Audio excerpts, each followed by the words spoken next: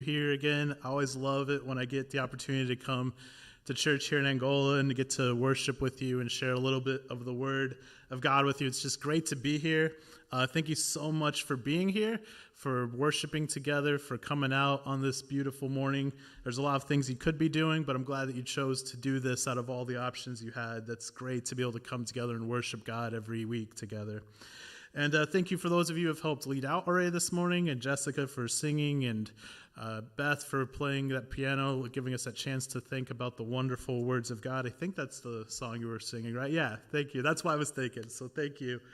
And thanks, Timothy, for helping us keep organized back there, and for Jeremy and Mark as well for your roles. And really, I think it's great to be part of a church with so many leaders. And the truth is, leadership is just a fascinating thing to think about in general, isn't it?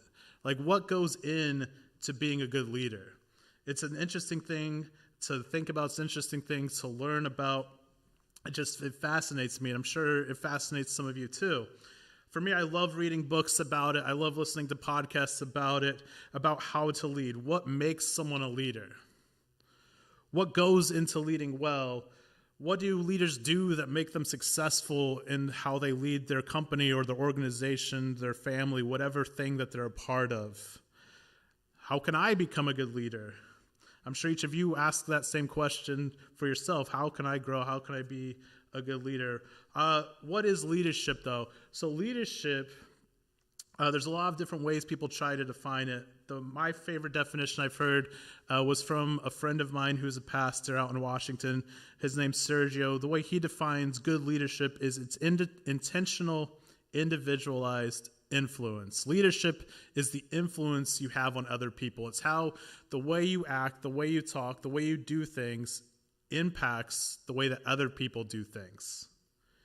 And so by that definition, if leadership is just influence over other people, each of us here are leaders in different ways, aren't we?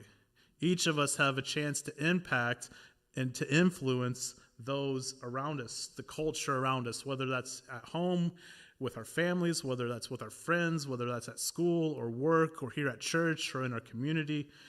We all have a chance to influence. We all do influence for good and for bad in different ways.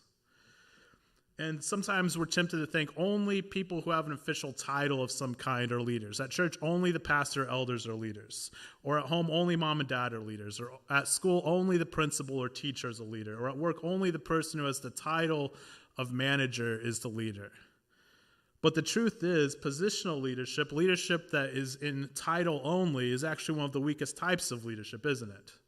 We have all been at that place, we've been part of that company, or been in that situation at school where the person who's officially in charge is not really the person in charge. No one actually listens to that person. No one actually goes to that person for advice or looks to see how that person does things.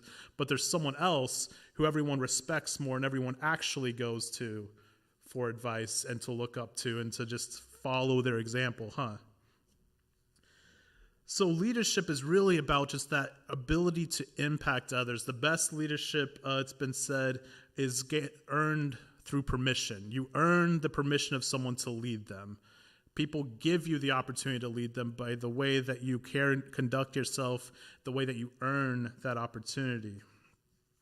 And so how much of a leader we are depends on how much we influence people. And whether or not we're a good or bad leader is measured by the type of influence that we have on others, isn't it? Do we influence people towards a better way of doing things, or do we influence people towards a worse way of doing things? And since we all have a chance to be leaders, since we all have influence that we have and how we make things around us better or for worse, the question for us is, what kind of culture do we want to be a part of creating around us?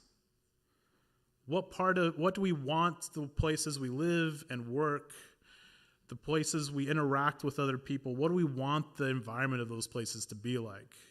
Because the truth is, each of us has the chance to have a profound impact. We all have a chance to be leaders. We all are leaders, whether or not we even realized it. And so each of us is responsible for the way that we interact with each other, for the way that we help create the culture of the groups that we're a part of. And so the question for us is, how can we use our chances as leaders in a way that builds a better culture, a better environment around us. So we're going to continue. When I've had the chance to preach here, I've been going through this series on the life of David, and we've been looking at how these stories point us to Jesus. But we've also been looking at how these stories teach us different lessons about how to be better leaders as individuals, how we can become the type of leaders that God has created each and every one of us to be.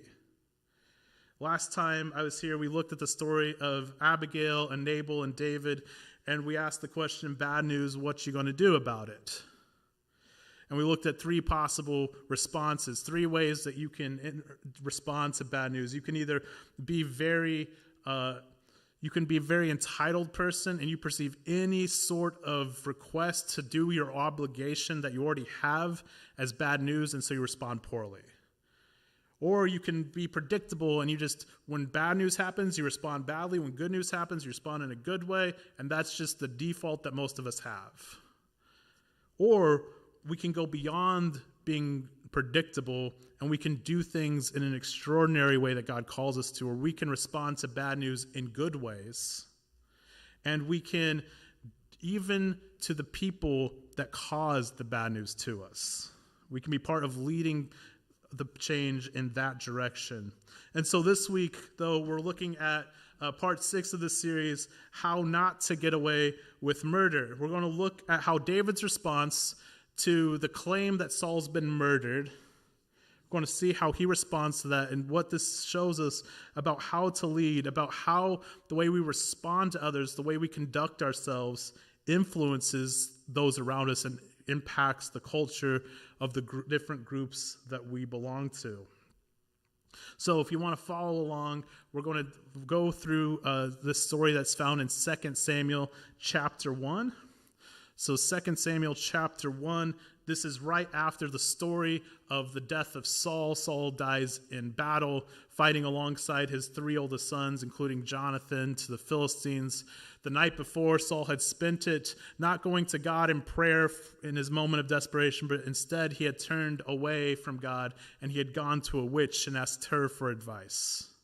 And so Saul dies a very hopeless, terrible death and in defeat in battle. But so that's the background of what had just happened in Saul's life. David, meanwhile, his family, David had been gone, and he returns to where he had been camped at, and everyone there has been kidnapped. All the wives and children of him and his entire army, they're gone. And so David and his men had gone on a rescue mission in order to save the people. So that's just the quick background of what's happened right before this in the story. So in verse 1, it says, "Now it came to pass after the death of Saul, when David had returned from the slaughter of the Amalekites, his rescue mission where he defeats them, and David had stayed 2 days in Ziklag. On the 3rd day, behold, it happened that a man came from Saul's camp with his clothes torn and dust on his head. So it was when he came to David that he fell on the ground and bowed down." David's army had been successful. They returned from this mission of saving their families, and this news comes. Saul is dead. Or this messenger comes. He hasn't told me yet, but he comes, he falls on the ground, and then in verse 3 he tells him, David says, "Where are you?" He says, "I've escaped from the camp of Israel." Verse 4, David asks him, "How did the matter go? Please tell me." And he answered, "The people have fled from battle. Many of the people are fallen and dead, and Saul and Jonathan is dead also."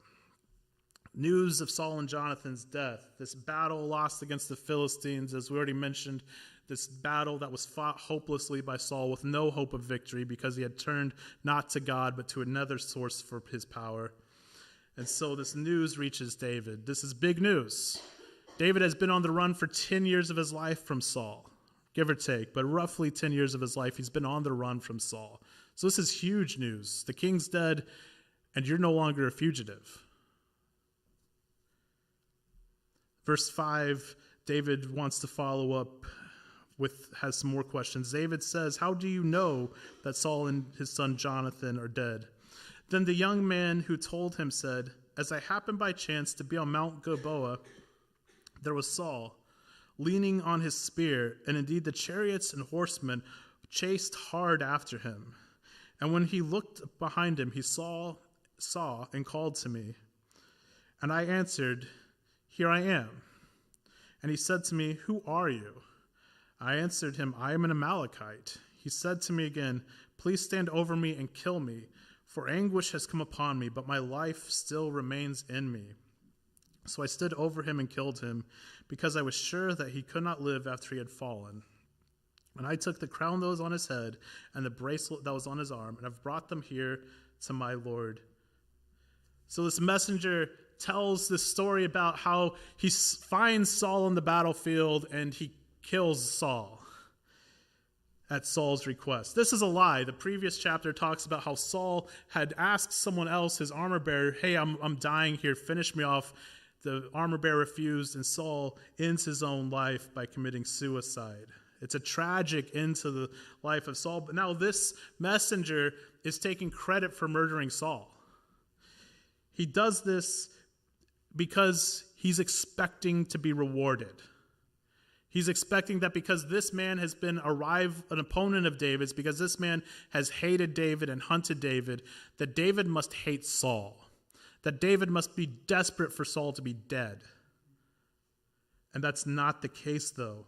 This messenger takes credit for murdering Saul, offers this crown of David. In other words, he's giving David the crown of Israel. He's trying to make David king. He's trying to take credit for making David king, which is something that God had done. And he's trying to take credit for murdering Saul, which Saul had done himself. So he's taking credit for things he hadn't done, but he's taking credit for doing something that's wrong. He's taking credit for murdering his king. And he expects to be rewarded for this because this king, Saul, had been David's enemy. He's expecting David to rejoice, David to be excited, David to reward him with riches and honor, and probably to have a prominent position in David's government for what he's done. But verse 11 and 12, David responds very differently than expected. Therefore, David took hold of his own clothes and tore them, and so did all the men who were with him. And they mourned and wept and fasted until evening for Saul and for Jonathan his son, for the people of the Lord, for the house of Israel, because they had fallen by the sword.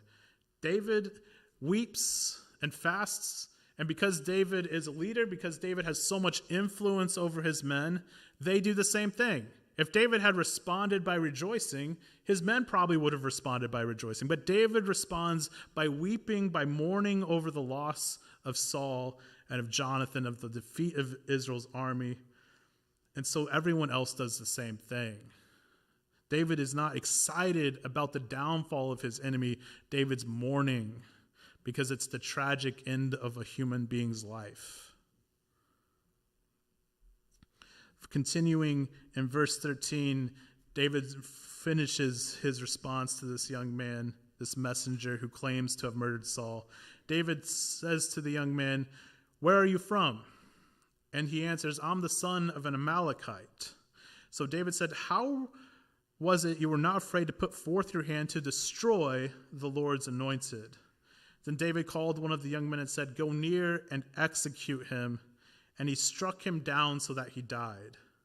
And David said to him as he died, "Your blood is on your own head, for your own mouth has testified against you, saying, 'I have killed the Lord's anointed.'" David asks the man the question, how are you not afraid to destroy the Lord's anointed? And that word destroyed in the original language in the Hebrew is a very strong, powerful word. David's saying it in a very intense way. Why were you not afraid to destroy him? You've done something terrible here. It's not that you've killed an enemy in battle in an honorable way, but you've destroyed a man's life. Not just any person, but this man that God has called to do something special, the Lord's anointed. And so David punishes this man. He orders his execution because this man claims to be a murderer. This man comes to him expecting to be rewarded, and David punishes him for doing evil. David then writes this beautiful poem, and we're not going to take time to read it, but he writes this beautiful song that's a poem, the Song of the Bow, and it's David's lament over the loss of Saul and Jonathan. Saul, the king who had spent the last 10 or so years of his life hunting David, his enemy, and Jonathan, David's best friend, a man who had somehow found a way to both be completely loyal to David while also being loyal to his father and to the nation of Israel. And that's a great lesson for us in itself. Like, so often in these times that are polarized politically, we think that, well, like, if I'm loyal to one person, that must mean I have to hate the other. If I'm going to believe certain things, that means I have to dislike and hate and oppose everyone who believes something different. And Jonathan somehow found a way between these two men who were rivals, who Saul, while hunting David, Jonathan stands up to Saul, prevents Saul from killing David, but he still is loyal. He still dies fighting side by side with his father Saul against Israel's enemies. It's a great lesson for us that just because we have things that we believe in, we have things we stand for, and we should have things we believe in, we should have things we stand for, we're not called to hate and view people who think differently than us as our enemies who we're out to get.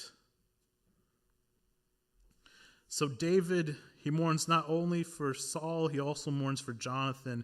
He remembers both of these men for who they were at their best. He repeatedly says in this song, talking about how generous Saul was as a king. Saul had not been generous towards David at all, but David remembers the generosity that Saul had shown at different times as king towards other people. Jonathan, David remembers as his loyal best friend, and David talks about both of these men as being great warriors who died honorably in battle. David has no animosity, no bitterness at all towards Saul.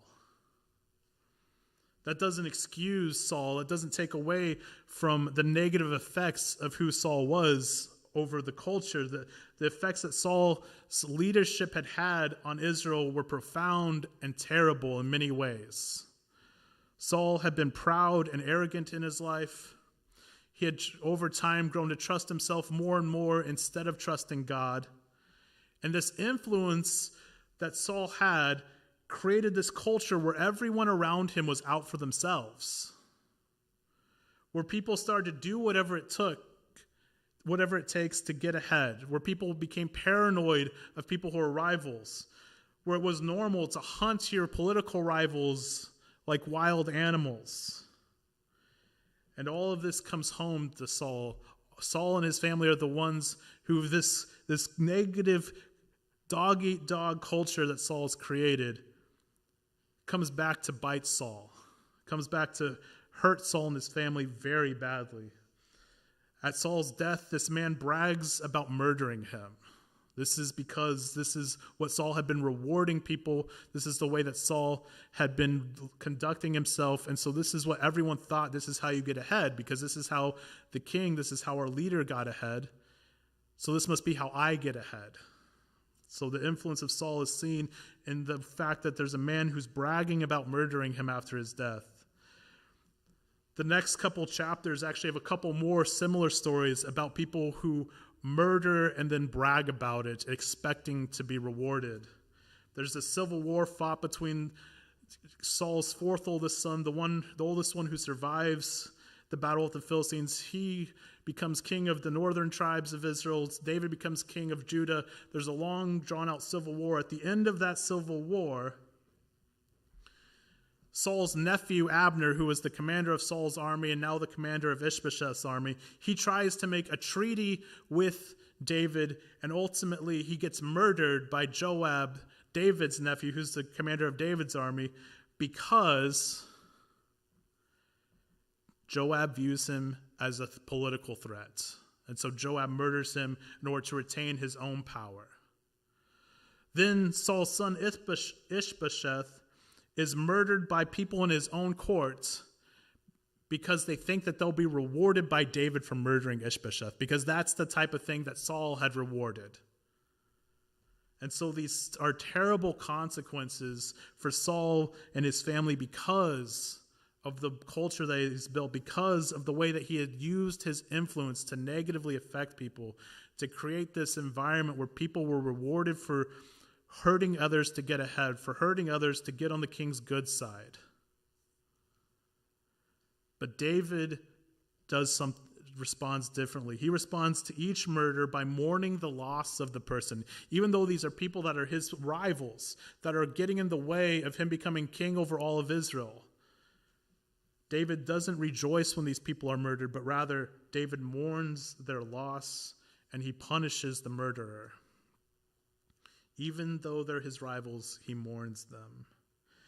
David uses his influence to begin to create a culture that rewards righteousness and justice and punishes murdering, and the undermining of political rivals is no longer something that's rewarded. So the question for us this morning is, what kind of culture do we want to be a part of? How do we want to use our influence to affect those around us? The way that we interact with people, the example that we set by how we talk to people, how we talk about people, the way we treat people, whether we like them or dislike them or are indifferent to them. The way that we act and talk and think and interact with each other, it affects each other. It has a profound influence on how other people view life, on how other people view right and wrong, what's good and bad, how they should live, what's the normal way to do things. So if we want to be part of a culture, and we are already in a lot of ways, part of a culture that often celebrates the downfall of others. There's a lot of people on the left who are very excited about the impeachment of Trump. And if Biden were to get impeached, there'd be a lot of people on the right who would be excited about that. Where we so often celebrate the downfall of our leaders, the downfall of celebrities, the downfall of leaders in different ways, of people we dislike, and we're often reluctant to give second chances to people who make mistakes, especially if we dislike the person already. We don't always stop to think about, what if I ended up in that spot? What if I made some sort of big mistake that became well known? How would I want to be treated? We can use our influence to lead people to continue in that way of thinking of like, well, we're going to just cancel if you screw up. Well, we're just going to be done with you if you mess up. If you oppose me in any way, I'm out to get you. I do what I have to do to get ahead, and oftentimes that means putting you down. We can use our influence to lead people that way, or we can use our influence to lead people to a better way, where we can mourn the downfall of others, where we can give second chances to people who mess up. We can create a culture that's based on justice and mercy, on God's love. We can become the type of leaders that God's created each of us to be.